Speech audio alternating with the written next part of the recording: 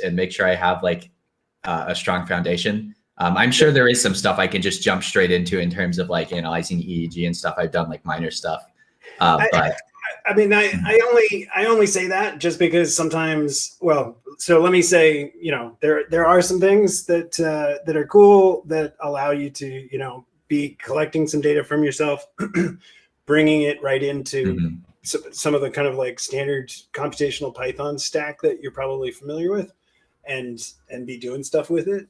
That said, we're you know, with EEG notebooks, which is one of the projects on GitHub, you can also check that out and kind of import in a bunch of recorded data. Yeah, I think I'll definitely give that a go at some point. And then, you know, if it sounds like you're you know, a professional machine learning person, and check out Moab, which is the developer meeting we had today, which is the mother of all BCI benchmarks. And you know, it is still, I think, you know, it is, even though it's an old project that hasn't seen a lot of love in the past couple of years, it is still by far the best BCI benchmark available. Still amazing to me that like it's such an easy concept, and yet academic labs haven't kind of rallied around something similar. So, you know, very cool project that's very much like a lightweight framework on top of scikit-learn and MNE, which is the big, you know, kind of EEG, MEG time series analysis package. Anyway, those are cool things. Or, you know, like this is definitely what we're here for, is to, like, people who are interested, who don't necessarily have the academic background, but at the same time have skills that you could jump into things quite easily, where you'd be comfortable and you'd actually be kind of like adding value, and especially as like with others. That's what we're about. Definitely. So great to have you here. Thank you. I think I saw something from you as well, but yeah.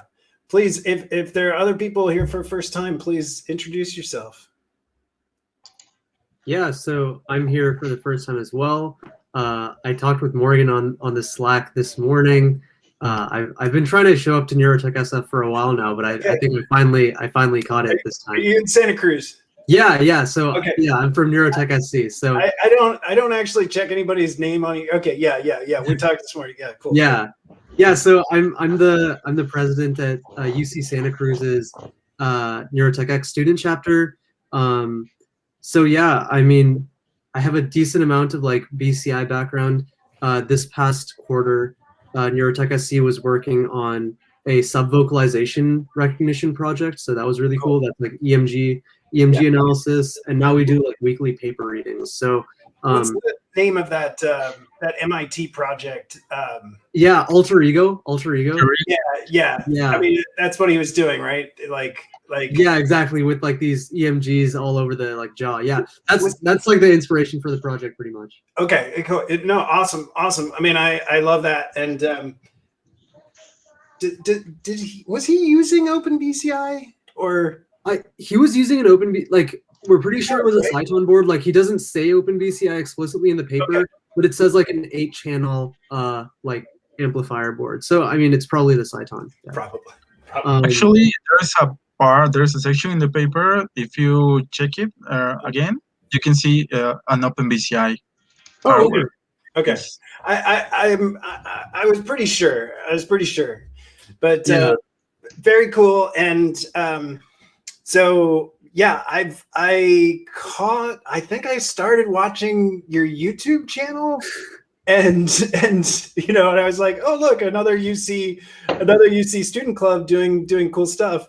Yeah. And it was very cool when I saw Katerina talking about, well, I forget what her talk actually was on, but she was like, I'm a grad student and working on brain organoids.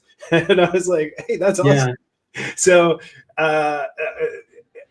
in a separate group, we're talking about what we could do with cerebral organoids too.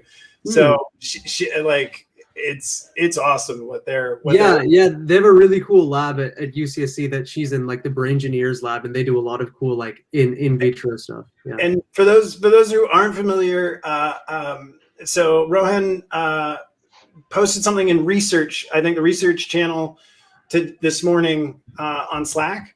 Check that, because then in that thread I put the link to the brain engineers and yeah.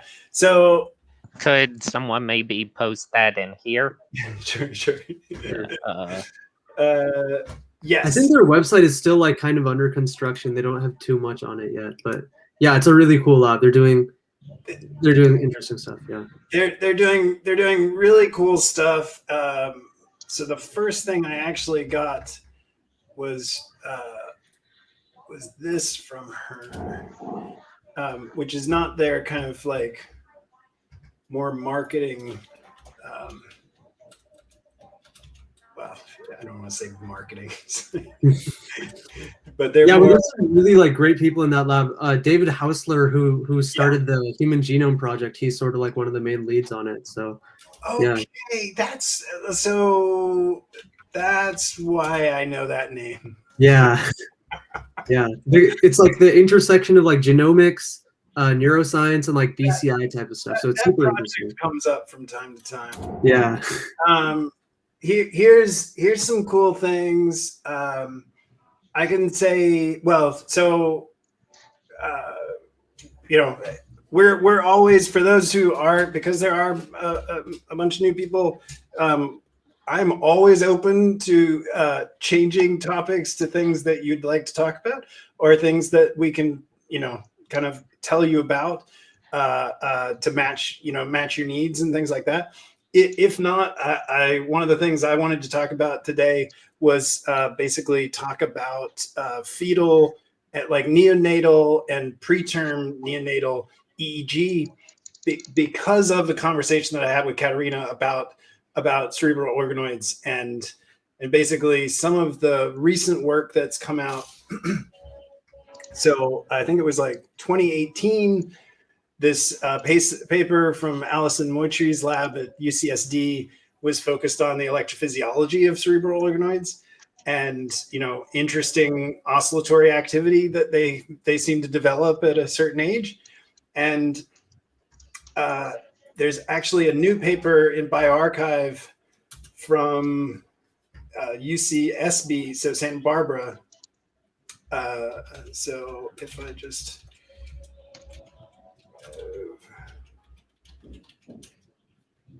and together with actually one of the top machine learning MEG researchers here at UCSF, Shrikatan Nagarajan.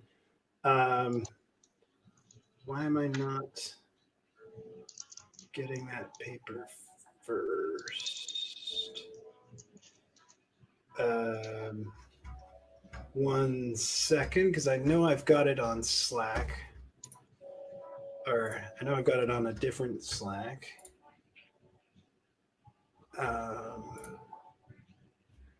And this is,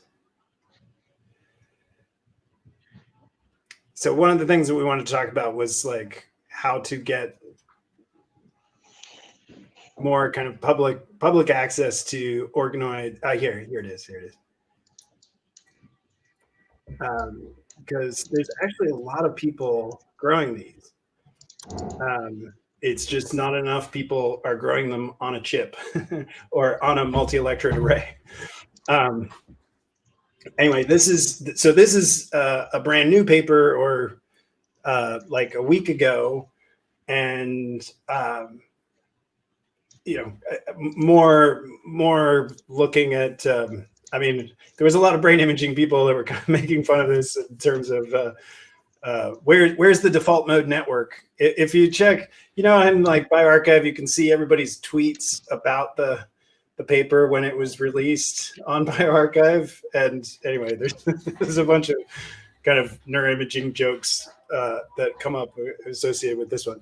The Alison Moitri, Bradley Wojtek paper, was like not only kind of like, wow, we're getting this, but it was also kind of a for some people it was also a little, it threw up some ethical red flags, because they were like, hey, wait, you're getting like neonatal you know, endogenous oscillatory activity.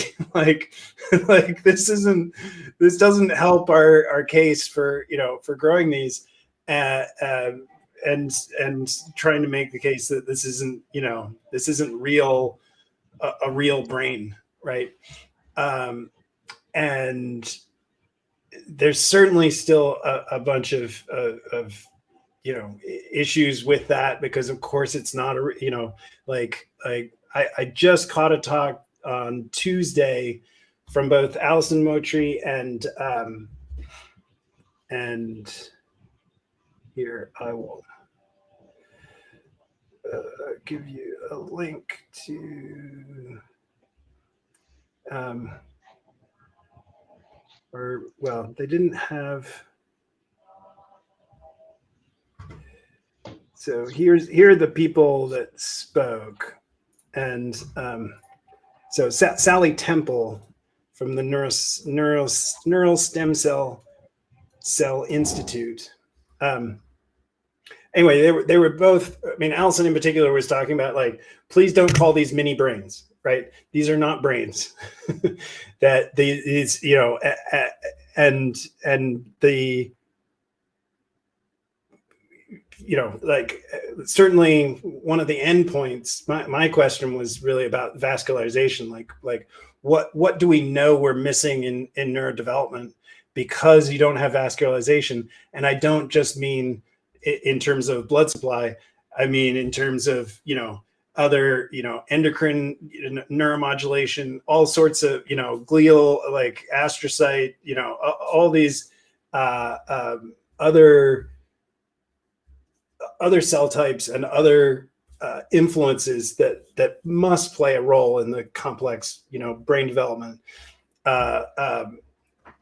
What else are we missing? But what's super cool about Allison's presentation on Tuesday was like I can tell you the age, you know, they were doing brain age.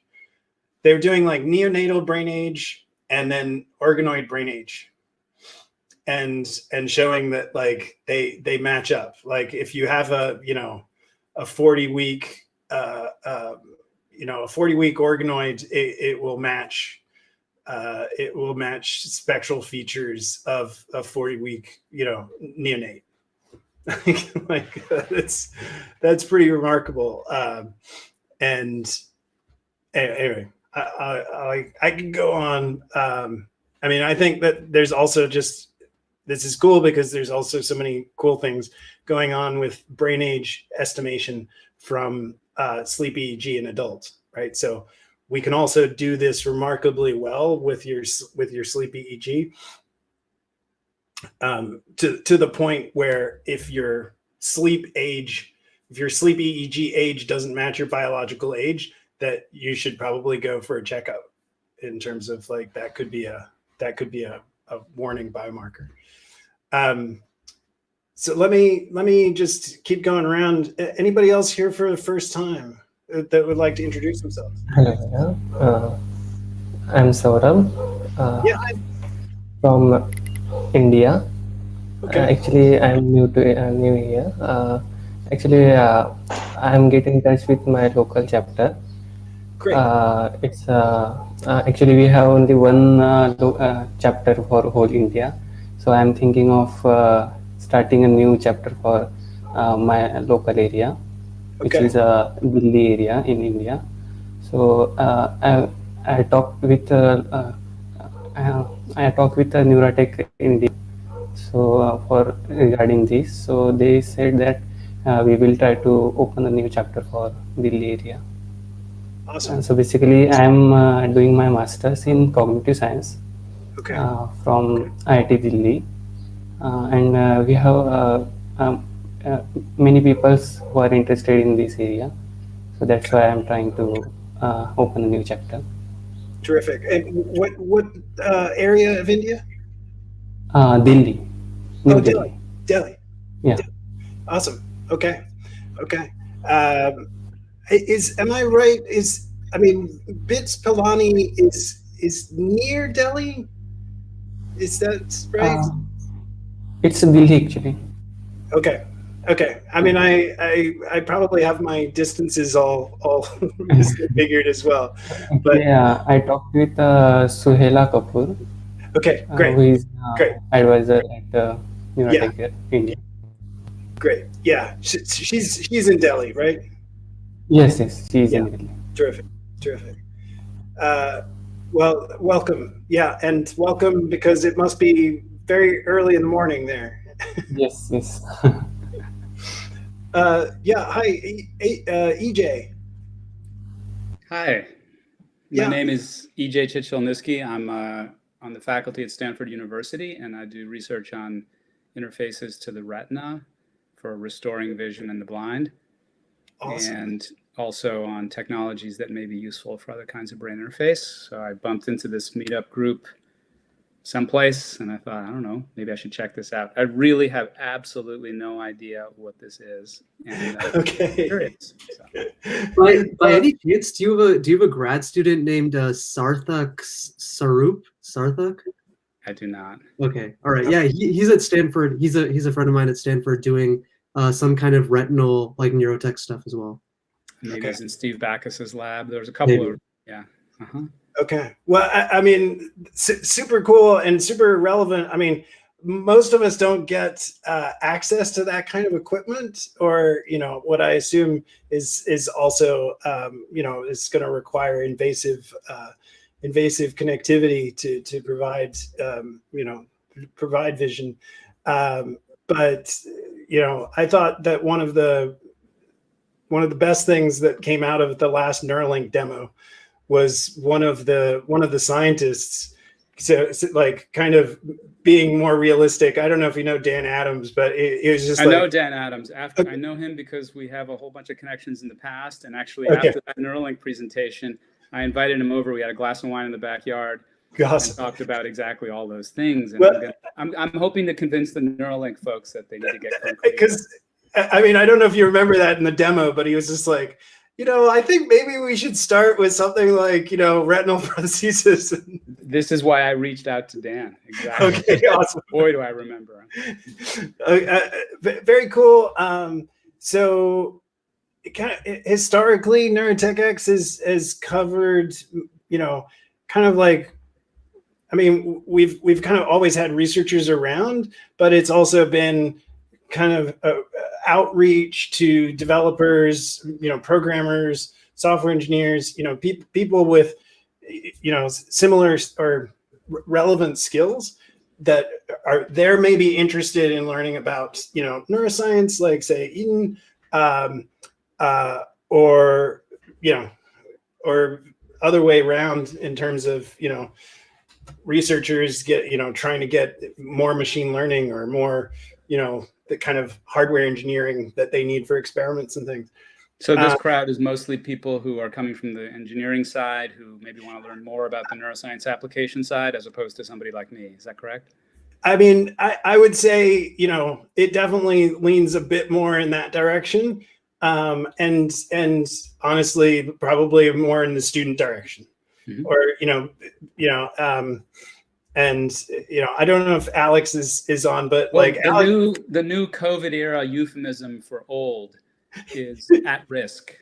Okay. If you want to say you're older than most of the folks here, that's cool. Just say you're more at risk.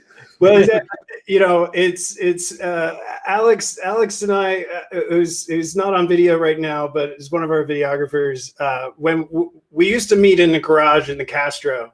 And a literal garage, and he and I were the only ones in the group that could remember the company iOmega, and so that's how we were like, oh, like we both laughed at the same time, and then we were like, hey, wait, I think we might be the same age. Yeah, that's good.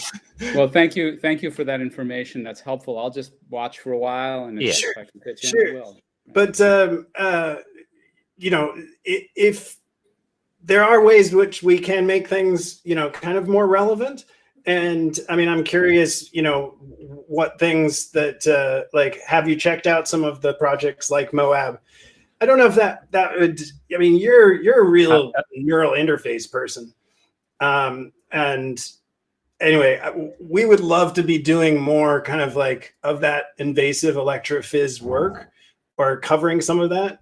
And Vladimir saying I might have some hardware for my Omega, and I've been talking about projects like, I don't know if you're familiar with like Dandy Archive, but that's a brain initiative to support kind of like a cloud-based cloud database of you know, good invasive recordings with sufficient kind of metadata for analysis and processing. We're super interested in like what tools or like what software packages on top of, say, M&E would be required for that kind of processing. You know, like, do you want to do, you know, spike sorting and things like that? Or yeah, cool. So a lot of this is sort of open source community. Yeah, I mean, stuff. We do everything totally in house. All the software we write because, you know. But yeah, but it's cool that you guys are trying to do this. Good for you. Sure, Good for sure. you. Well, again, like I think your engineering bar is a bit more is a bit higher, and is, you know, is a bit more, you know, there are real risks when it doesn't work, or, you know, like I can, yeah. But if we can ever convince you to come back and talk more about what you're working on, or, you know, we would love those kind of research presentations too. Nice. So, thanks a lot. Yeah, it's always good to have more types of high level like research neurotech people. Like, I know it very much depends on the week what the leaning is. Lately, I mean, I know back when it was at the SF branch was at the hack nights in the garage. Some weeks it was like mostly hackers and people who would literally build stuff from scratch then and there. And some weeks we'd have 2 or 3 researchers come in and just sit and listen to presentations for 3 or 4 hours on different things. And yeah, it's great that you've come by, and hope we get to see you some more. Thank you for that warm welcome. I really appreciate it. So just wanted to check if there's any, oh yeah, Martis, please. Right on, I found the hand going up. I apologize. I think my monitor's camera is going out, so I'm pretty dark. Well, yeah, well, whatever. We can hear you, but yeah, please, because yeah, I think I know you did a presentation just recently, online presentation. I didn't get to catch it, but. Oh, okay, yeah, probably. So yeah, thanks for inviting me here, Morgan. Appreciate it. It's interesting to hear everybody talk. I come from a little bit different background, possibly, than many of you. So I live in the hardware space, in that I am an industrial designer. So I design hardware products and you know, equipment for consumers and clinicians to work with you know, neuroscientists and neurostimulators, EEGs, equipment like that. So one of the things I've done, my company, Nonfiction, it's here based in San Francisco. And we've designed the Halo Neuroscience Sport headphone. So it stimulates the motor cortex so people can, athletes, typically athletes better than me and most people, can gain performance, right? They can learn new skills faster by stimulating the motor cortex. It's gotten really, really good reviews. It's been picked up by like the SF Giants, the Olympic cycling team, and another bunch of different teams. We've also done the Cala Trio, which is a device that actually helps people with hand tremors or essential tremors. Oftentimes we find this in people with Parkinson's. So instead of putting a very invasive implant on top of the brain, they've moved it down to the arm and actually stimulating the nerves in the arm, the medial and median radial nerves. And that does the same thing. So you have this, person with this condition, typically an older person like a grandmother, can't write a letter to their children, can't hold a cup of coffee.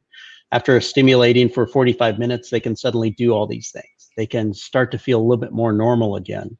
And, it lasts for, it varies greatly in the amount of efficacy. Some people last for 30 minutes, some people last for hours afterwards. But there's this sort of beautiful, just strap it on, wearable, and go. Do you have a link for that one? I dropped a link for Halo. Yeah, let me see here. It's probably Calatrio. It's one of those things where it's just like I could never guess what the tech spelling would be. Yeah, here we go. Yeah. Tech likes to use a lot of letters that it shouldn't. I always think of that Brooklyn Nine-Nine thing where she's pitching her Tinder for toddlers, and and then he's like, "How many D's in that?" And she's like, 5. Yeah. The funny thing is about the domains nowadays. You had mentioned GatherTown. Yeah. And I was like, "What is GatherTown? I've heard of Gather. I don't know what GatherTown." Of course, it's the same one, just without the dot in the domain, right? Okay. Yeah. Sorry, I just wanted to see. Okay. Yeah. Okay. Yeah. So that one. We're still working with them. But between those few projects, so my background is a lot of different things, including audio goods, a lot of consumer electronics, and from working here in the Bay Area, there are so many people really pushing neuroscience and stimulation and all these things. We've done a number of projects, many of them unfortunately still are in stealth mode, but EEG for people with epilepsy, EEG for children. We've done a stimulator for people with partial paralysis. What else? Inner ear stimulators for a number of different conditions that I can't mention, unfortunately. But there's a lot of really cool things happening, and we get to ride along. Yeah. No, I mean, I on the kind of like all the various targets that are being bandied around, I can certainly believe it. I think I reached out just because you were coming from this slightly different perspective of actually designing the hardware here. And I mean, not so much the functionality, but like the whole package, right? Yeah, and what the thing is we get in these meetings with these very high level scientists, PhDs, researchers, and the thing is to bring it down, distill everything down into something that consumers or even patients are not afraid to use. Something that really helps them on multiple levels, not just the whatever it's doing, measuring, gathering data, or stimulating, but what we found with the Calatrio, for instance, is, the hand tremors are exacerbated by anxiety. And the minute you're looking at somebody, you look at this device on their arm, then it triggers anxiety because you start to think, oh, are they looking at me? Or are they looking at my hand moving? So this is why we designed it like a very sort of gray tone, a little bit more like something you might see on a fitness tracker rather than a big computer device. This is why the headphones for Halo look more like headphones, because the less you're disrupting their external world, the better the efficacy of the devices. The more ready the people are to be in an environment where it's easier to get that data. So we bring a certain humanity, a certain human factors to it. It's not just all the things I just mentioned, but also like ergonomics, fit, how does this hold on your body? Is it comfortable? Does it cause fatigue over time? So this is a lot of things we do.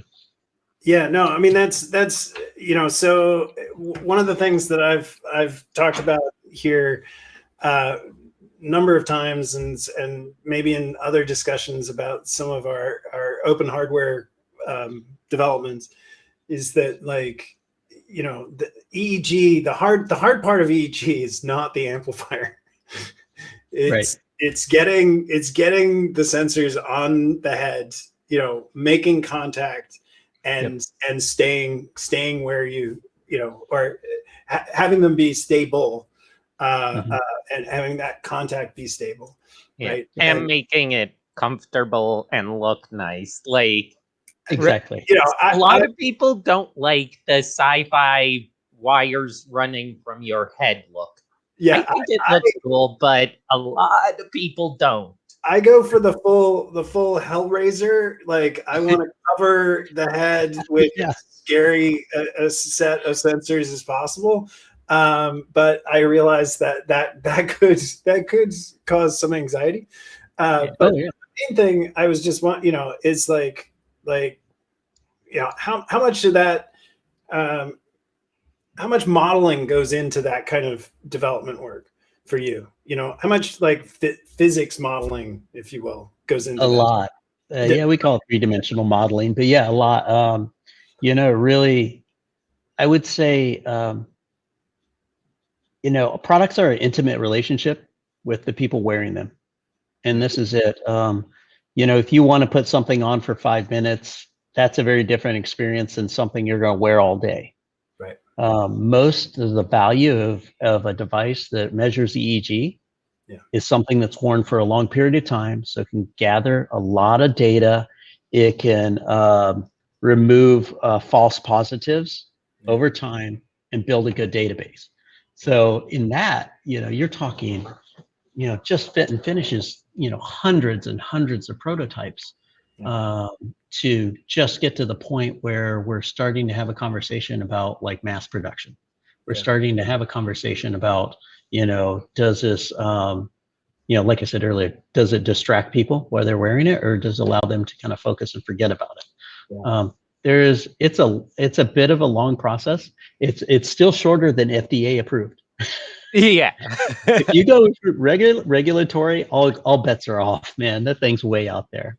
But yeah, I mean, we're lucky that having in-house 3D printers like many of us do nowadays, it's like we can rip out prototypes, and what we'll do is we'll design, like, say for the headphones, we'll design the headphones and we'll design smaller aspects of it where it actually touches the human body, and we'll change those. So we're printing those really rapidly, and maybe an hour or two to print. If we had to reprint the whole headphone, that'd be 4 days or something like that. So just ripping through them quickly. So here would be, or here's how I can try and link this back to a NeurotechX kind of initiative. Okay. So I don't know if you saw that, and this is, I want to relate this also somewhat to something I talked to Rohan about this morning. So about, when was this? About a month or when was the Project Amber release? No, it was like, I think it was like end of November. Yeah. 2020.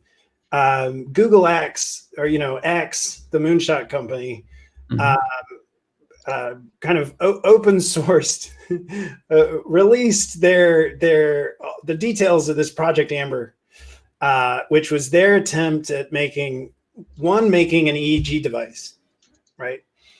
And then using that EEG device to detect a biomarker of depression, or to produce a tool with this EEG that would aid psychiatry. Okay, and I'm being kind of vague about it because they were quite vague. So I can point. It's easy to find their blog post was literally their release. And But interestingly enough, we talked to them over a year ago about this. And I don't know, we didn't take on the project, but it's like we did have a conversation about, like, is there an opportunity here or whatever, and so that's what they ended up coming out with. So sorry.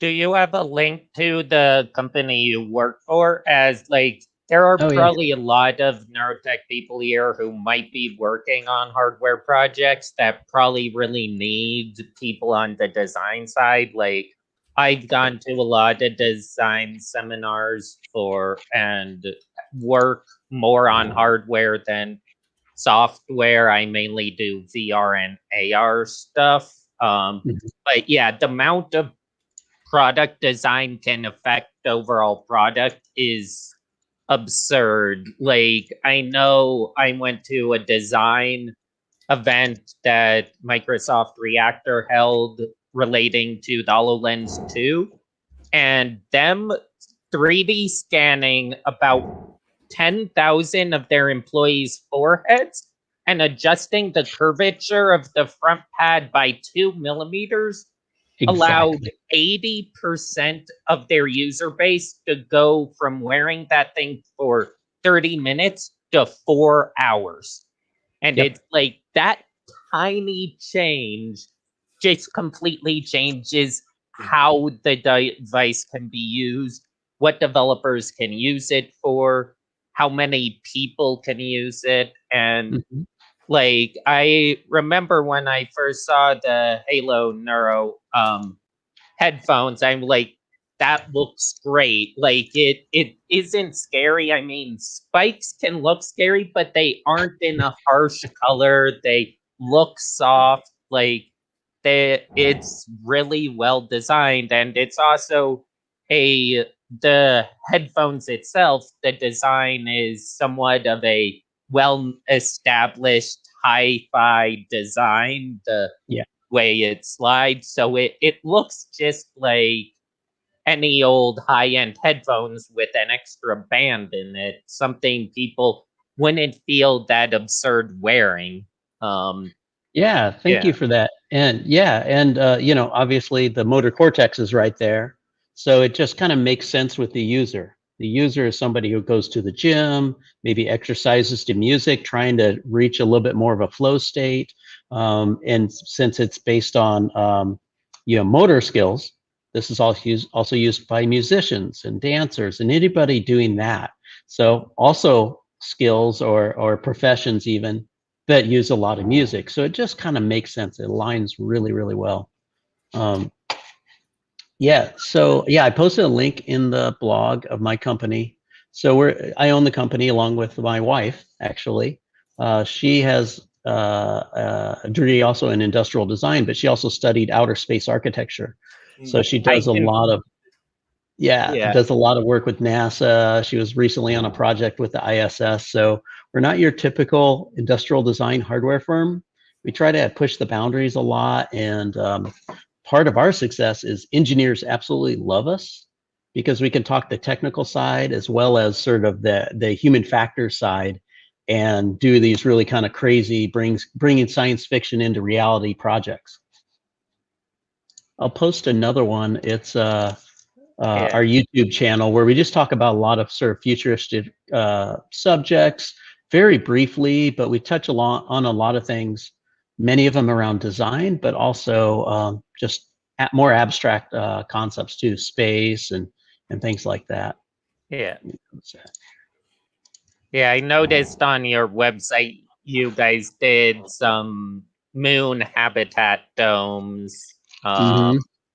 And also the human headphones, which I know a lot of people in the tech space were really excited by the overall idea of those headphones. Yeah. I don't know that many people that actually enjoyed them because of different ear issues or stuff, but they thought the design was absolutely fabulous. Like, headphones are hard. Like, yeah, I think that's the thing with the humans. It's a polarizing design concept. It's like you either love them or you are not into them at all. And I've met a lot of both people. For instance, me, I'm not wearing them mainly because on my head, because I don't have much hair left, they stand out, right? On my wife's hair, on my wife's ears, they look fantastic because there's the way the hair flows around them and the shape of her face, and you know, personal choice. Plus, I actually like inner ear rather than over ear, but you know, to each their own. But Yeah, Yeah. that was another one when you talked about prototypes. Took us 700 prototypes to get to that. And when you talk about, oh, you had mentioned the sort of adjusting the angles, right? We have study after study of slightly adjusting the angles for both the ears as well as some of the stimulators, like, you know, slightly moving things so the stimulator can get the supraorbital and the F4 versus something else. And there's just a whole mess of complexities that's you kind of have to love. Yeah. I mean, putting stuff on the face is always hard. Like for me, I have extremely sensitive skin. So, you know, about like I have a problem with the headphones I'm currently wearing. I love them, but this model is 50 grams heavier than my old pair, and that 50 grams changes the pressure on my ears enough that I can wear these about half the length of time under all scenarios. And when I've worn different EEG headsets, some of them, the pressure points, they press down on certain spots too hard to make good contact, and my skin will leave a mark on my skin for hours. I know a couple other people here have had the EG headset like polka dots. Yep, we've got them here. Yeah, for sure. So, We got the thing that leaves it. Yeah. yeah, I mean, so I'd love to, you know, I mean, I think there's a really valuable, I mean, this is a super valuable component to overall product design, right? And you know, when the product, like you said, like when a person needs to, you know, potentially wear this for, say, over 2 hours, right? You know, everything is different, and well, so I don't know, like the best way to, you know, help for us to have like a kind of more structured conversation about this. But you know, the reason I reached out was that like I would love to try and facilitate that somehow, you know. And Yeah, no, I absolutely appreciate it. You know, again, we're coming from you know, we're in the same world, but just polar different sides of the world. And, you know, let's just keep having the conversation. I'll hang out every once in a while and see what happens. And sure. I mean, you know. and I mean, part of that is like how, or, you know, certainly in the kind of NeurotechX spirit, like what are the tools that we could, you know, people use to do this kind of modeling? And yeah.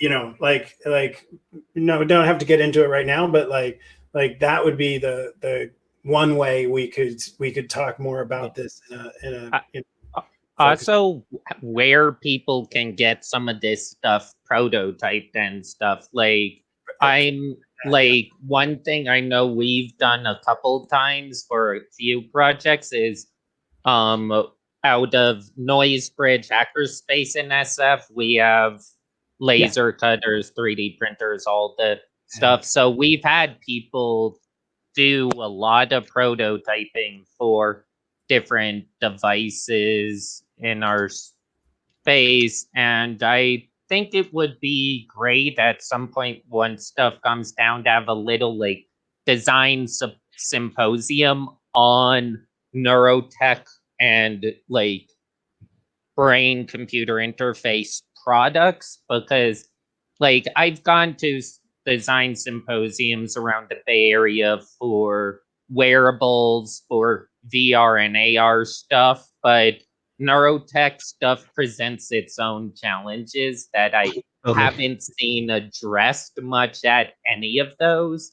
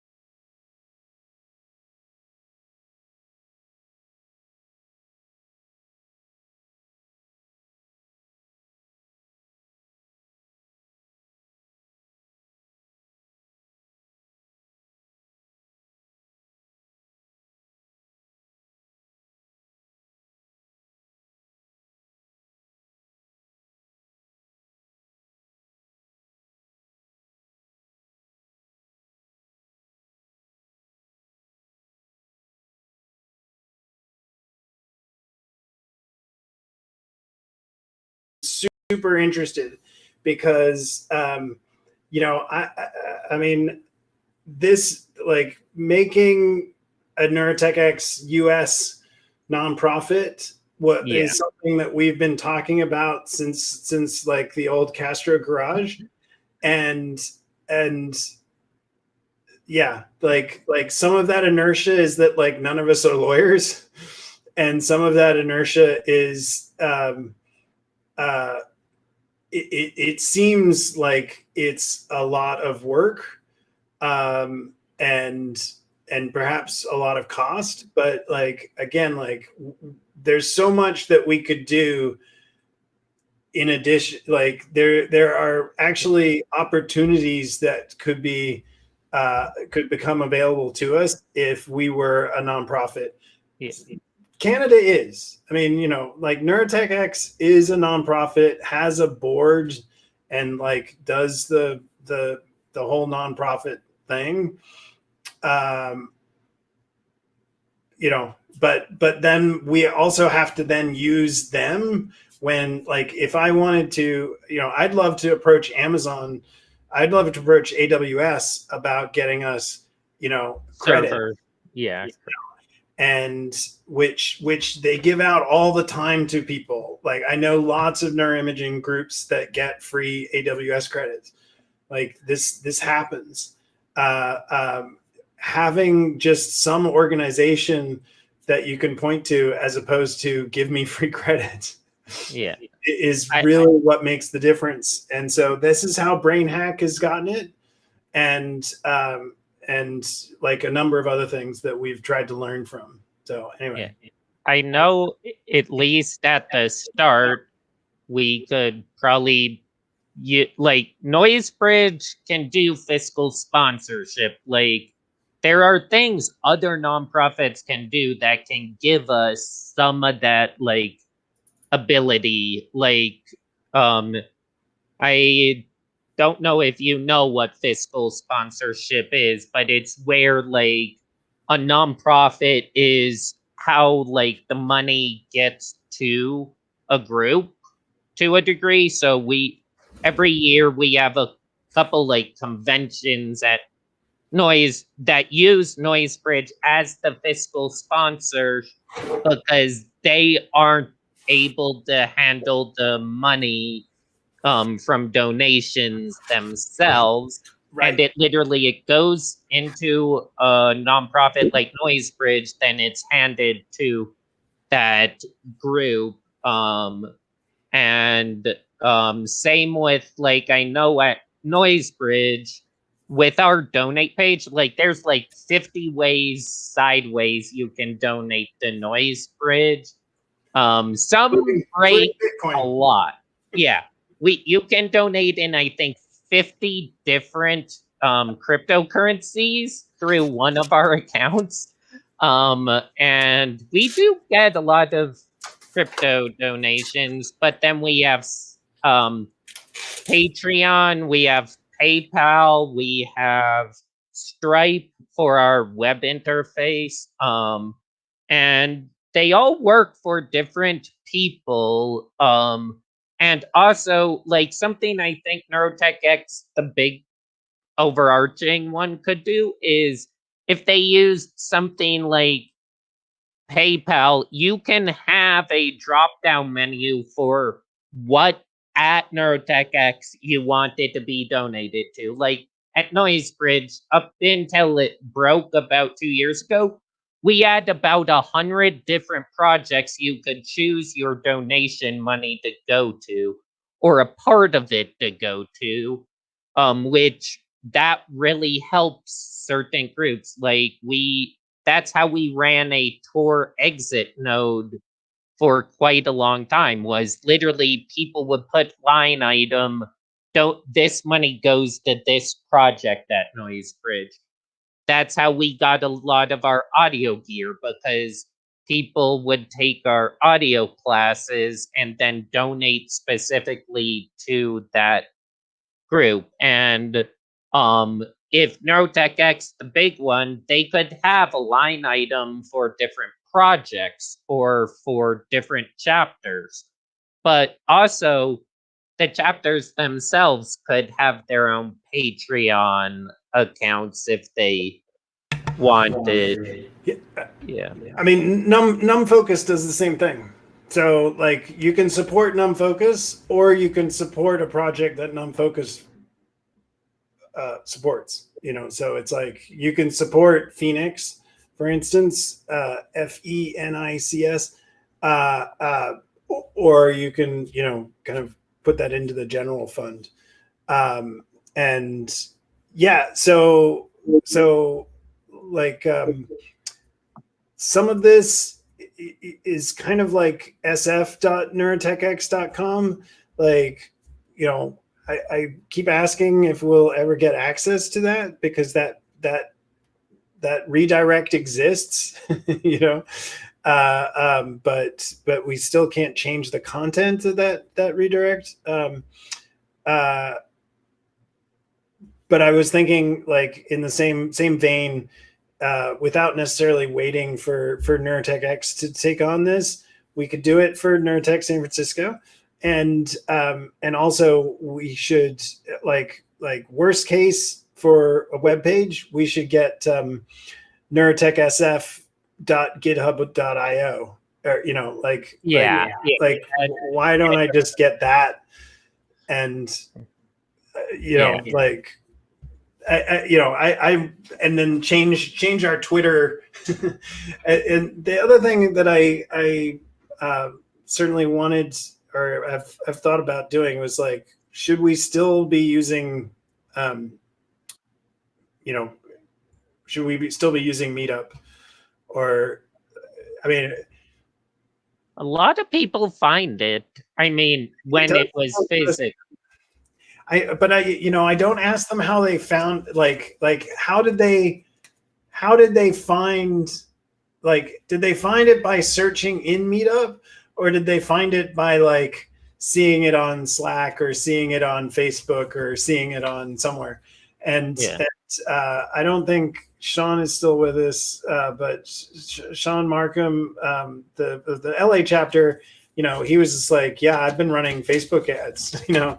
And they work. Like, it's actually pretty much a guarantee. Like, Noisebridge actually doesn't run Facebook ads, because when we were doing a lot of Facebook stuff, we got a ton of people thinking we were a co-working space and using our space and not taking care of it, and it was a pain in the butt. Like, depending where you advertise, you'll get a different type of people. It's gotten better now. Like, people find us still through Facebook pretty often, but like Twitter, and other places, like, there's so many different social media platforms now that people can use. I don't know if we need a NeurotechSF TikTok account yet. We could. Every time I try and make jokes about TikTok with like my 18-year-old daughter, she's just like, stop. Just stop. No. Like, not funny. You don't know what you're talking about. Yeah. Okay, so it's 8:10. We're down to the core, the hardcore members. So I didn't have so one thing is I got in touch with, so Vladimir will like this. I got in touch with Tim Mullen. And so Tim's going to come speak. You know, that would be something that we should probably announce if he is. I mean, more than the usual. But that's so he hasn't given me a date yet, but he's super interested. And I also mentioned, so I don't know if this is, like, I don't know when they announced this. I don't remember this, but NeuroPipe has a free for academic use. and I asked him if that could be extended to free, basically free to like non-commercial use. So people who aren't necessarily in academia, but aren't going to build their startup with it or something like that, or haven't received their first round of funding, but would like to get started with something that they could be learning with.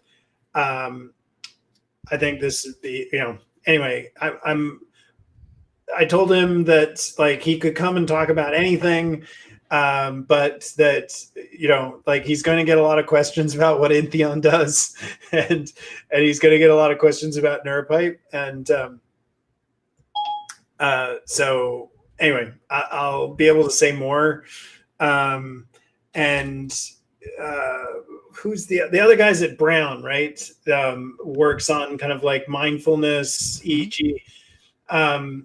Yeah, so I always hesitate, or like with the East Coast people, I always feel bad because it's like they've got to join.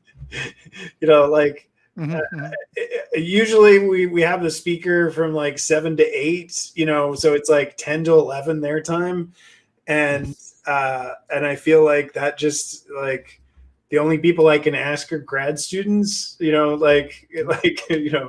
make sure I'm asking people who don't have kids or something, right? And but we got good mindfulness people, again, from like both UCSF and San Diego. I remember there were some names from Austin, maybe. Well, I need to look up. So it's less severe with them. It's a little better. It's a little better. But honestly, there's some good. I mean, Adam, like there's some PIs in Adam Ghazali's lab, or some independent researchers in Adam Ghazali's lab that have been focused on mindfulness. I'm trying to figure out, I mean, there's one woman who's joined since I was there, and so I'm afraid I don't remember her name, but I've seen some of her work. I think she's working with like, in particular, is working with maybe like cancer patients too. Mm-hmm. I mean, they're people who are dealing with a severe illness. Yes. But I know that at least a while ago now, David Ziegler was doing some mindfulness stuff, and the person, and I think I sent you this in an email, Yes. down at Stanford. It'll come to me. It's like the brain dynamics lab guy, dinosaur developer. Yes. Okay. And like yes, I said, like I met him originally, or I sent him an email like eons ago, when I was still an RA, about his like computational neuroscience modeling of mindfulness, because it had this like really interesting component that nobody usually includes, which is the thalamic reticular nucleus. And then he moves to Stanford, and now becomes like the person using topological data analysis. Yes. Which again is like super interesting. So as usual, I ran out of space in the meetup. Meetup only allows you 4,000 characters or something. And let me just get you. So this was yesterday's.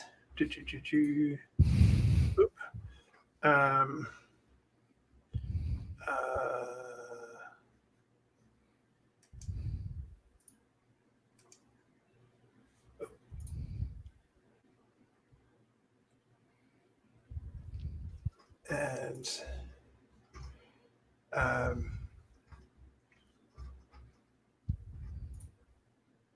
Oh yeah, I know where I put this. Okay, so I don't know if Dan is. I think Dan is still on.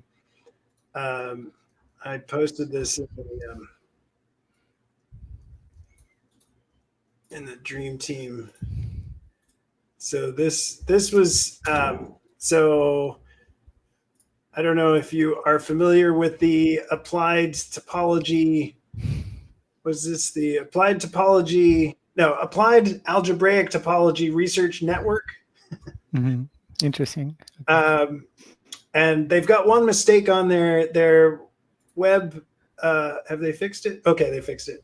They had a link to their topology.ima.umn.edu had a comma in it, like just midweek.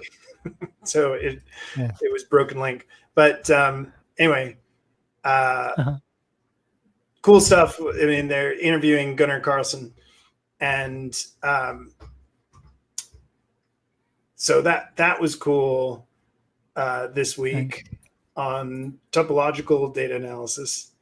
And then this came from the group that is super interested in modeling development in basically like embryogenesis, embryological and fetal development. I thought this was a very interesting paper. One of the things that they are certainly right about is that, like, when I look at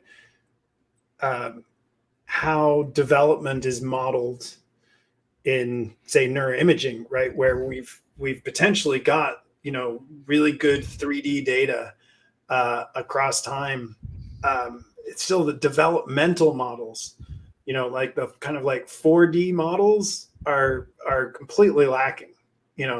Like what we end up doing is like volumetric. We turn development into like a 1D, metric, right? As opposed to trying to capture anything, Yeah. Shape analysis is at the kind of like frontier. But yeah, go ahead. But in terms of sort of functional and interaction of networks, is there a good research? Because with the same mindfulness, there is a fact that you can set someone to meditate neurofeedback, and they would get far in some sort of equanimity, being dispassionate, not being dragged into automatic responses. But then it can throw brain off into a foggy state. So because some meditation systems say that equanimity is one direction, but if you don't work on sensory clarity and focus, you will get some sort of brain blissed out junkie that can't work, can hold a job anymore. And there are examples of that. So of course I would want to know how they're measuring that, right? In the sense that like are they probing the system intermittently, and like do I have a metric that's saying something about overall brain dynamics, about your focus, your attention, or your, and then like then am I able to kind of like test your abilities? So when you say foggy, like yes. So at least one EEG neurofeedback practitioner, but it's not specifically meditation. It's just there are some protocols which are similar to meditation using feedback. So he's using real attention tests. So like once in a while they put people through attention tests. Yes. Broken. Yeah. Okay. Yeah. And so then there is some real set of parameters which can be thrown off, and then there is it's kind of a way to to use this benchmark. But yes, how far this is accepted in the industry of people that are doing that, I don't know.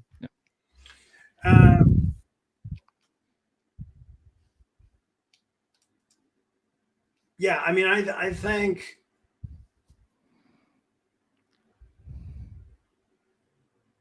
very little. Yes. Yeah. And you know, and I think if you know, like, it's one thing to have these kind of EEG metrics, but that it's another, like if you don't have any behavior, you know, if there's no additional like operationalization of that, like, I'm not sure, you know, you're going to get lost in the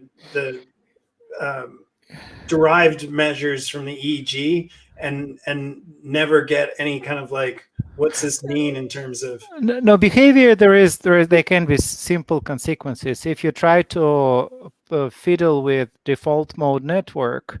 One of the consequences would be a sudden drop of motivation, and just or. But how would I know when you say sudden drop in motivation, like as a computational psychiatrist, yeah, the way in which I would like measure that, yes, right, is put people into a kind of like continuous performance task, like, you know, like the typical one is like to put people in these like gambling like tasks, right? Yeah. And not that this is necessarily getting at motivation, but where you're like looking for changes in like risk aversion, right? Yes. And just on terms of sort of whatever evidence, empirical evidence, this is what can happen. And I don't think there is good understanding, you know, which sort of mindfulness neurofeedback would lead to this, or which of them can let you stay in your workplace, roughly speaking. Yeah, because risk assessment can really be thrown off just in a very short while. So I'm wondering if there are good models of, you know, what happens if you touch default mode network, you know, which other things can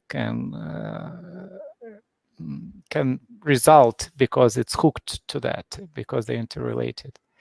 So yeah, I mean, so sorry, Ryan, you came on video, so I feel like you're or I'm just trying to think about that, like whether what type of, like, I always get worried about like other things that could have affected it, like especially considering a lot of like whether it's risk assessment or stuff, that all has to do with someone sees something and they then decide whether it's risky or not. But there's so many things people are seeing that it's like it's kind of hard to limit every possible scenario of what they might be like thinking about, like getting down to exactly what, also though, like what metrics the EEG or BCI is exactly measuring and whether it's able to be applied to something. So like I know there's a lot of VR meditation apps, and a lot of people have been talking about adding BCI to that stuff.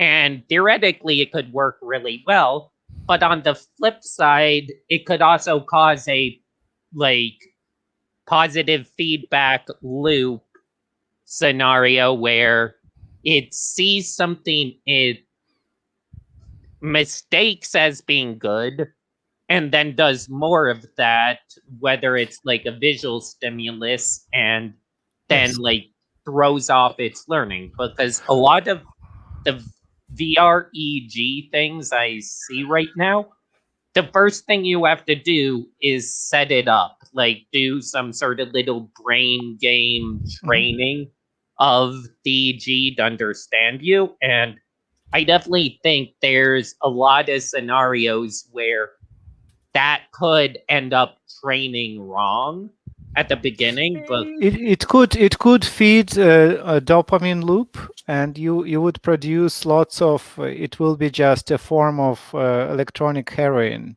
So, like you would kill prudence, you would kill focus, and so I wonder if there is any work trying to estimate what's hooked to what.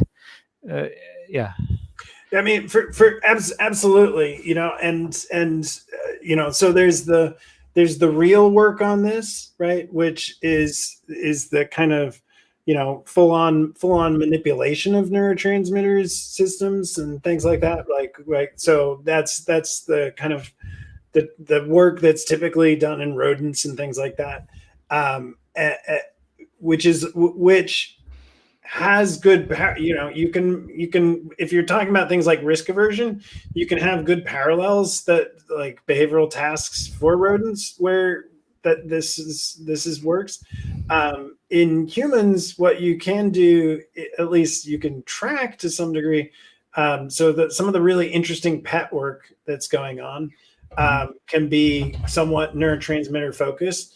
The problem with pet work, of course, is that like if this is in, you know, healthy people, you can only do one scan a year, and like hopefully you're not actually getting multiple scans multiple years, but you know, it's hard getting at you know, hopefully markers of systems like default mode network, you know, maybe a bit more approachable with, you know, with EEG, and certainly there's you know, just some recent stuff suggests, you know, like talking about, you know, overactive default mode networks and so this group that Judson Brewer was working with, so they have the whole pipeline starting with how to clean the data, and then to how to avoid using 128 points, reduce it to 32. And then what are you listening to? They're probably localizing in real time. So whatever PCC projects onto, yeah, I mean, onto the you know, offline. I don't, I mean, you know, as somebody who has 128 channel systems, like I don't see any needs to go lower, or like, you know, but you get benefits of the coverage that are beyond just the spatial resolution. Like the actual like overall coverage also gives you a better sense of the, and in particular of the interior sources. But you know, like I know you've posted the links to those papers. Yes. But at the same time, there is a feeling that if you know what to listen to, if you're up to default mode network, then maybe 8 should be enough. Maybe 32 is too much as well. But there was somebody. I mean, it was somebody like Alexei was on that paper too, wasn't he? Yes. Is Alexei Otostachi on that paper too? Yes. Yeah. So, and was that like 2016? 15 to 18, they were doing different parts at a different time. Okay.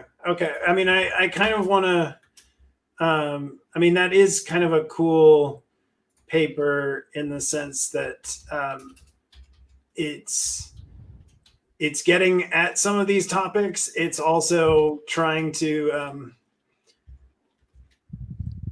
deal with some of the analysis. Why am I spelling your name wrong? There we go. And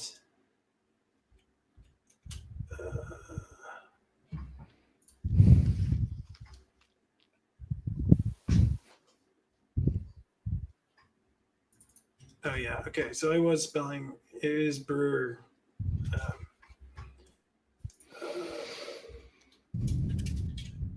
Yeah. And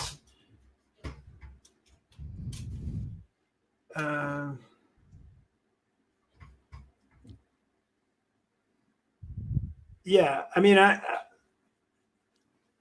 think this is a great. I mean, I liked it in the sense that like I think there's stuff for us to learn here, you know, and to talk about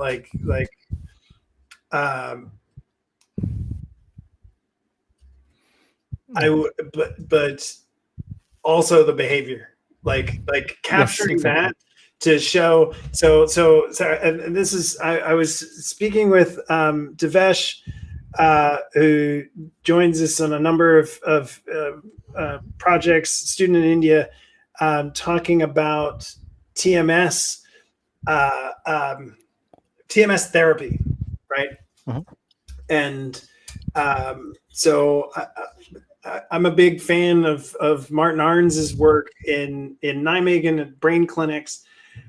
And one of the things that Martin pushes, this is the guy, together with Amit Etkin at Stanford and Alto Neuroscience, that really push EEG, not for diagnosis of depression, but for kind of like evaluation of treatment response, like which which basically antidepressant will you respond best to, and will improve, you know, basically your outcome.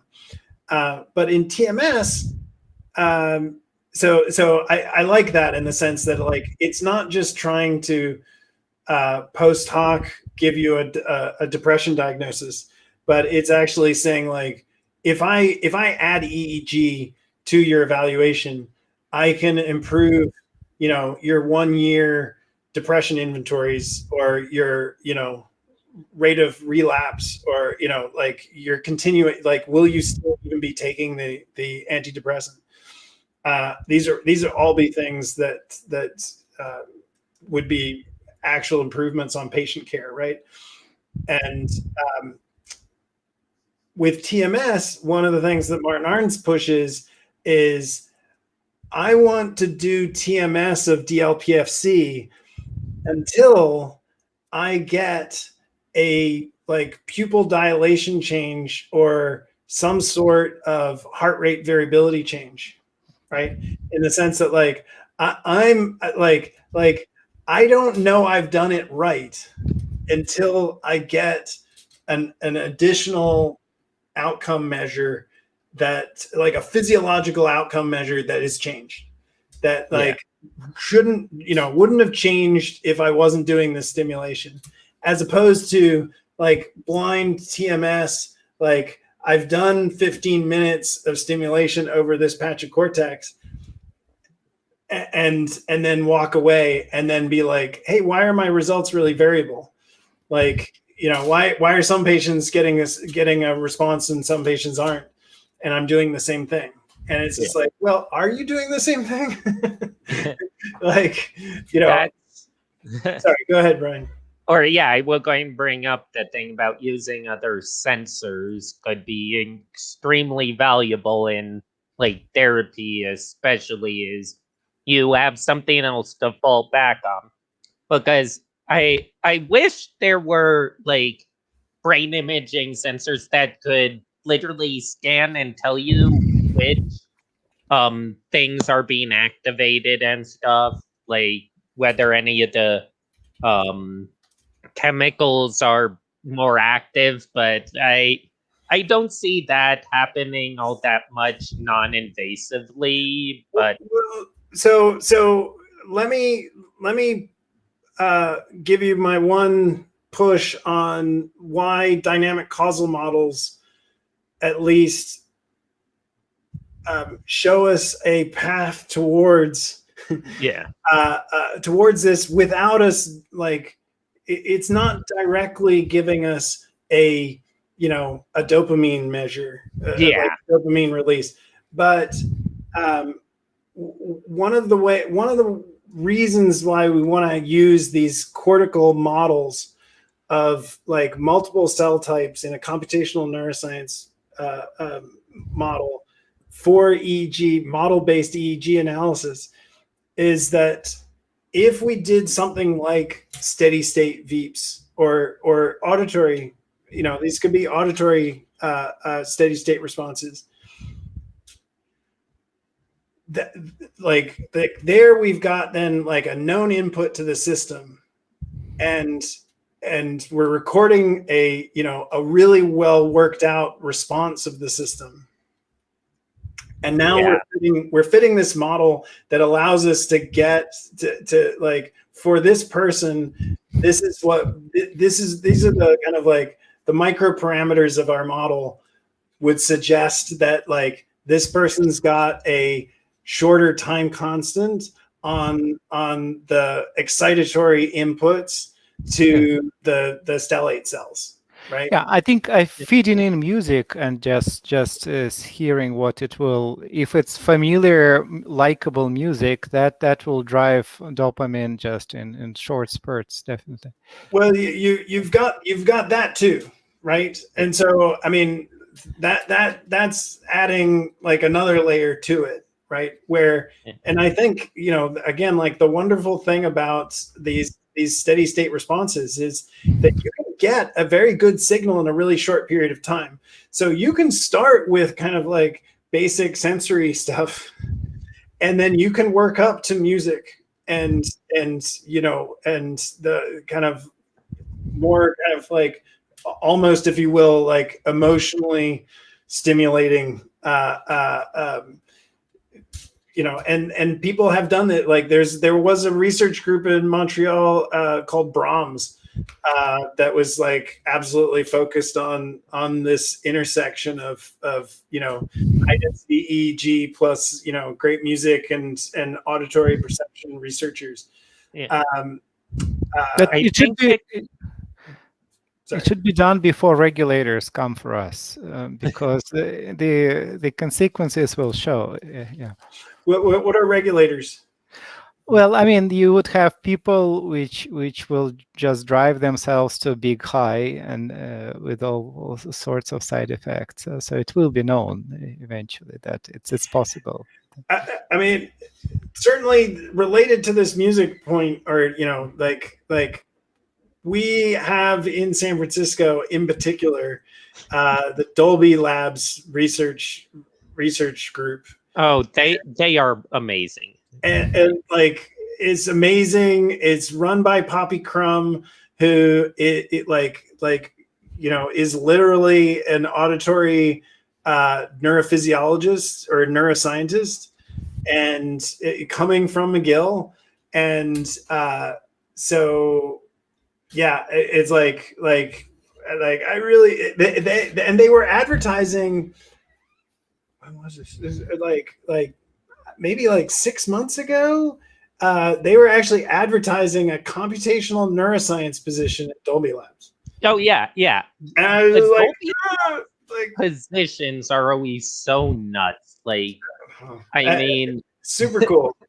No, just feedback-driven audio signal. I think this is within reach of 5 years to something widely available. Yeah. I mean, like, I can think of a lot of people, like, if they could learn like how to trigger something like a ASMR continuously, like I can almost do it if I know since I know what visual and audio stimulus triggers it. And I can have 30-second ASMR, and like it's such a weird feeling to do it for that long. But yeah, people could definitely create like things at some point where they instead of like, I mean, it could be a great alternative to drugs, like a at some point it could be used to help people get off of certain drugs if we know exactly what response in our brains we can trigger with other inputs that gives a similar response to that drug, and then can lower that amount over time and use it would be hard because I'm trying to think. There's a lot of chemicals that drugs activate that I'm not as sure about you can activate as easily through other senses. But that could be very interesting in the long term. So let's definitely include the fact that we could be giving people a lot of different psychoactive drugs and looking at the effects on perception, but in particular, it is including these dynamic causal models, in the sense that there is a rich amount of information in the EEG when it is given a known input with, that we can, follow the math, right? So this is why, I've wanted to say, like, if you're not using partial differential equations for your EEG analysis, like, you're missing out, right? That, like, you're not getting everything that is potentially there. I mean, together with, like, using psychophysics, right, as your stimulation. So I just wanted to point out this active inference and auditory hallucinations paper, partly because it like segues nicely from a really cool demo that Poppy Crumb does for kind of like mass audiences, in terms of having people listen to people, like somebody saying something with a lot of background noise, and like you can't make it out, but then, like, if I put up words on the screen, then, like, you hear those words, right? And so she's got these really nice demos, and it's just like, and then she points out the fact that, like, the words that she put up, you didn't hear those, like, they're not in the data, like, you imposed those on the noise, right? Yes. And so for those of us who are coming from schizophrenia research and care about models of hallucinations and things like that, like, these are super relevant, as well as the fact that, like, we hope that these are super informative, like these could be our gateways to finding physiological measures of not exactly diagnosis, but like of alteration, differences in physiology, right? Like it's not a blood test, right? It's like, what we need to look at is really the neural activity, right?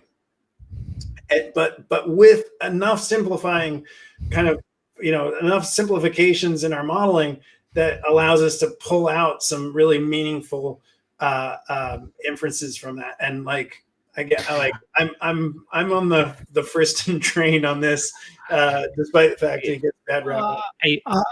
I don't know enough about sort of NeurotechX across the world, but is it feasible to create a pipeline so that there is something that's a set of protocols, standard hardware, something that would become available across the world, because you would need databases of people either with rare conditions or.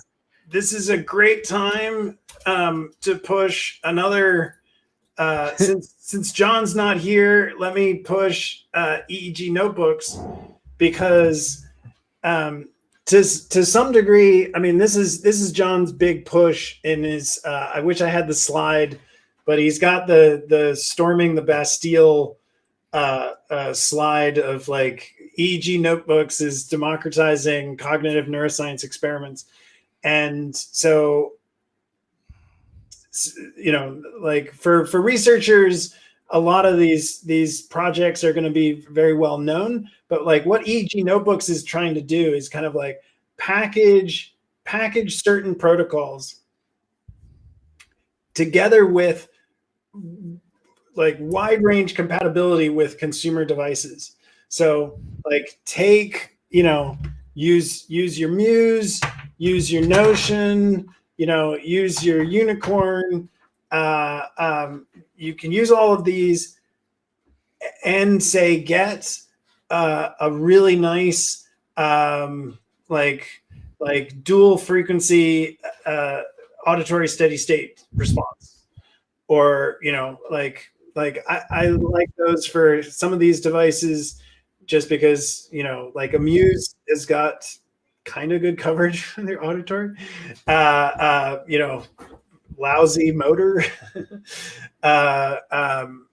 So, you know your device. I'm not sure what protocol you're thinking, but like Notebooks is a combination of like experimental control, like what do I need to present on the screen, or, you know, sounds, recording, and M&E processing, or, you know, at least pre-processing and Yes. visualization. Yes. Okay. And yeah, and the code sprint, John just did a code sprint as part of BrainHack Ontario, and one of the cool new experiments added was actually a wonderful auditory steady state response paradigm done by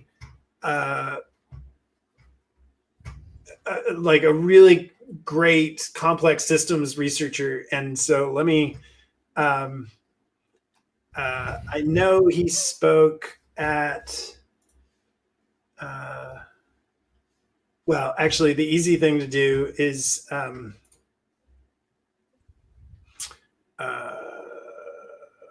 got too many screens, but the easy thing to do is actually to check.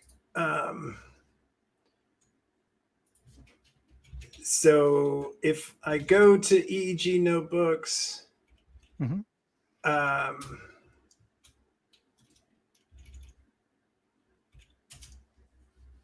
And then you go to discussions, I think he's one of the, yes, Daniela Marinazzo. So he's a statistical physicist, working on mainly in the neurosciences, and yeah, has done some really great talks at. So let me, I think on YouTube, and then if you go to Brain Space Initiative, yeah.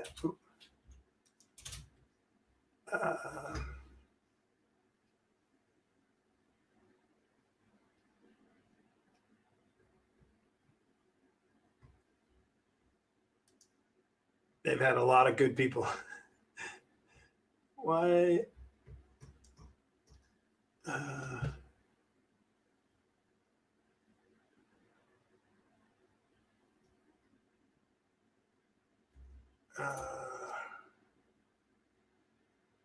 Yeah, yeah. And this is particularly relevant just because he's talking about connectivity through dynamics, and so I think you'd like some of the network analysis stuff. But yeah, like excellent. Thank you. I want to say I've even heard him speak at computational neurosciences. Anyway, definitely recommend. And yeah, I know it's 8:50. So I just wanted to cover some of the things that that were also this week. So the competition is finished on the Neurotech ecosystem, all the labs and companies that are interested in Neurotech. If you're looking for positions, internships, really great. Victor Thoth, if I'm pronouncing that right, did a talk on virtual reality for rodents in Neurotech X Barcelona hosted, and Victor Thoth is with the Feinstein Institute in Long Island of New York. Really interesting stuff. If check out the YouTube video, check out the recording on NeurotechX's website, and terrific Moab developers meeting today. Once we all got into the same Jitsi room, really nice to see more developers showing up. We had a new member joining from from Skulltech in Moscow, and it was a new company I hadn't heard of before, but doing kind of EEG VR stuff.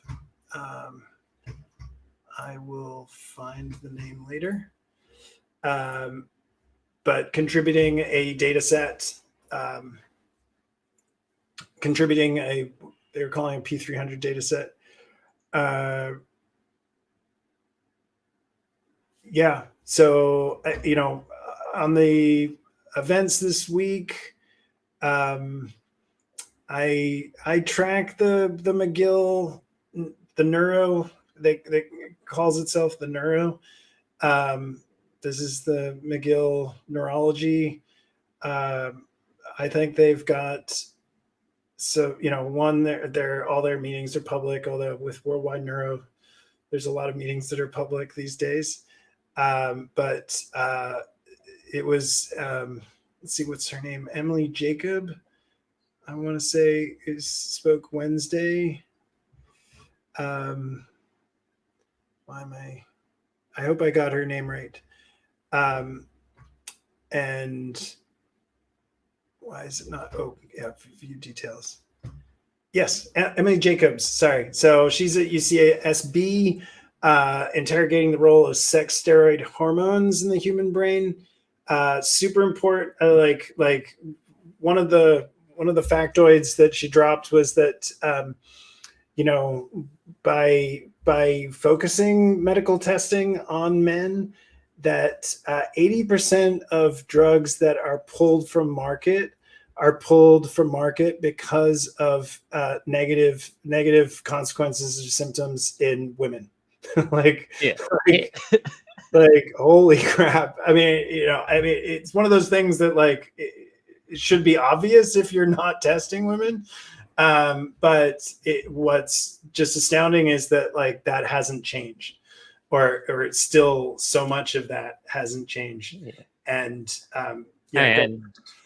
I think a lot of that can be actually probably seen in EEG data pretty quickly, probably. Well, so with a trained model like the stuff we've been talking about, that could possibly show a difference if there's a big enough data set. Right. Theoretically. So this is one of the things that we've wanted to do, or this is one of the things that we've actually talked about with some people at the Alan Turing Institute, is using the Child Mind Institute data set on both the speech and on the EEG, pulling out things like gender. Is that there? Now, this isn't necessarily, this is just getting at main part of her talk was just we have so much to learn. And her kind of point was that this isn't something that we need to do just because of these medical consequences, but in fact, because women have this cycle, that we're in a, like, women should be the preferred subject for understanding the neuromodulatory effects of hormones. And it was actually used as one of the original reasons for we should only look at men, was that, like, well, then if we looked at women, then we'd have to also track their menstrual cycle. And this was one of the arguments for why we should only be medically testing in men, right? And like that's forget stupid. about the negative consequences for what is a little like 50.1% of the population, right?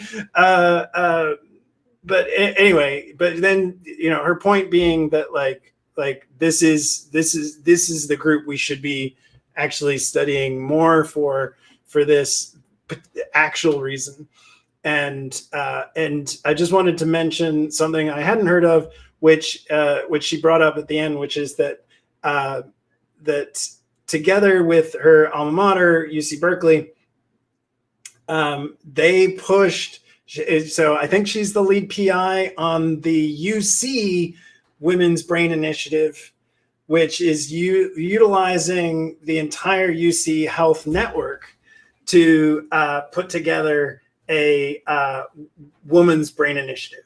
So like we have a brain initiative, but this is a big neuroimaging project to add to this, exact area. And that's awesome. So I couldn't find a link.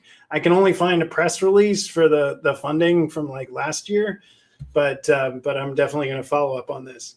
And anyway, it's something that I've actually looked at in terms of Graves' disease, which is predominantly in women. So it's a thyroid disorder, and like absolutely sure that there's so much else going on where like we're scanning these women that have had their thyroid, basically destroyed. They're taking levothyroxine. They're supposedly normal. And yet they're showing all these cognitive symptoms, and they're like potentially have like one eye bulging and things like that. Yeah, it's amazing how many ways that different hormones and chemicals in our bodies just completely can like affect how we think, and how we sense stuff can affect all of those hormones and chemicals. But like our brain tells our bodies a lot of what it should be producing to a degree. And like I know that I've read one or two things about using it for athletic training, is trying to understand a person's cognitive state, not when they're training, but when they're doing other things, so that they are producing the chemicals in their body so that it helps when training. Like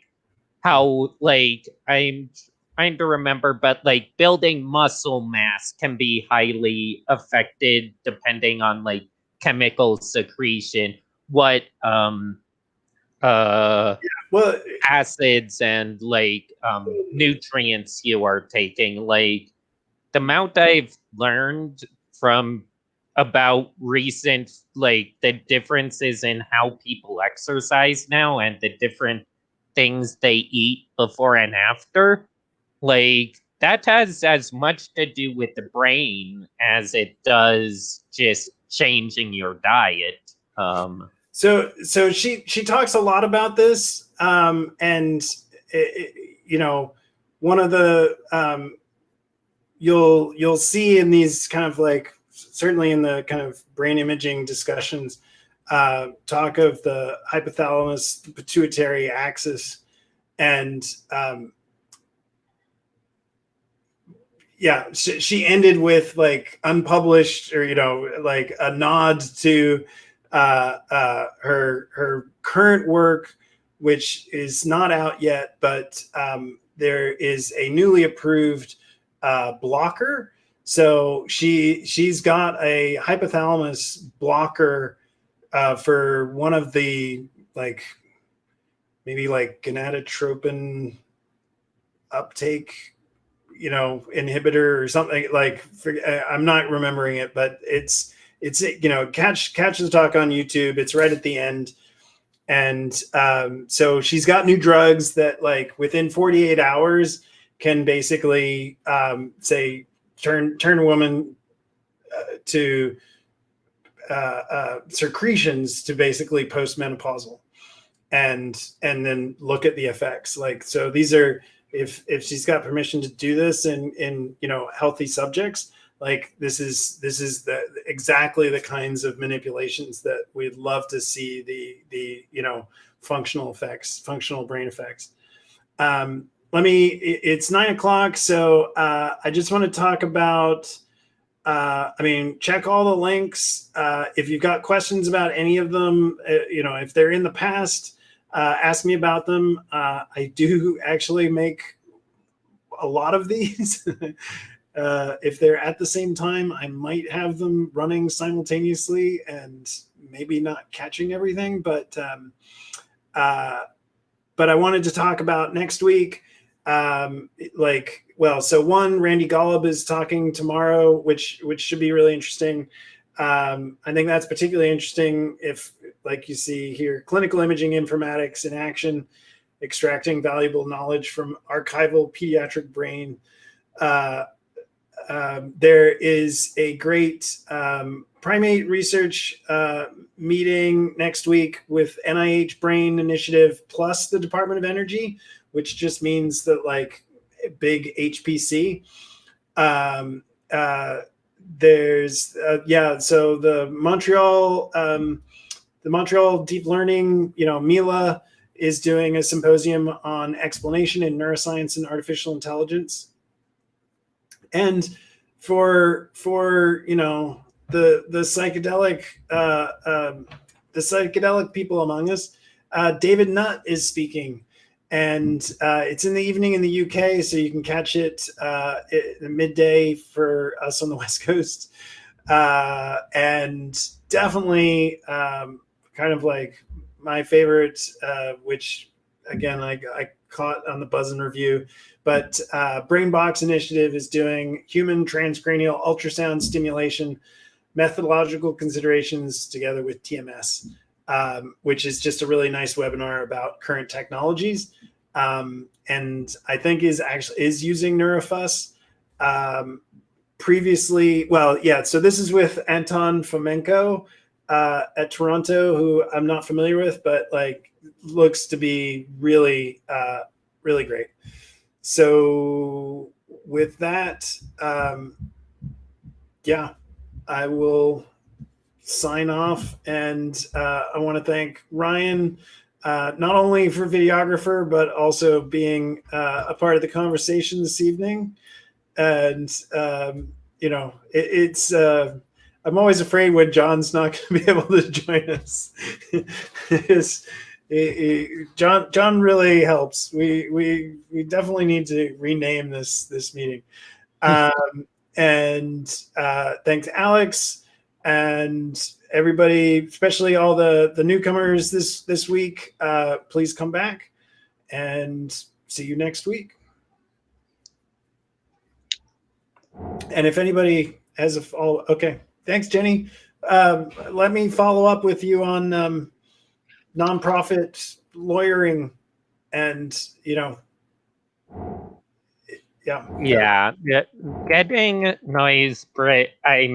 neurotech nonprofit status could be very useful.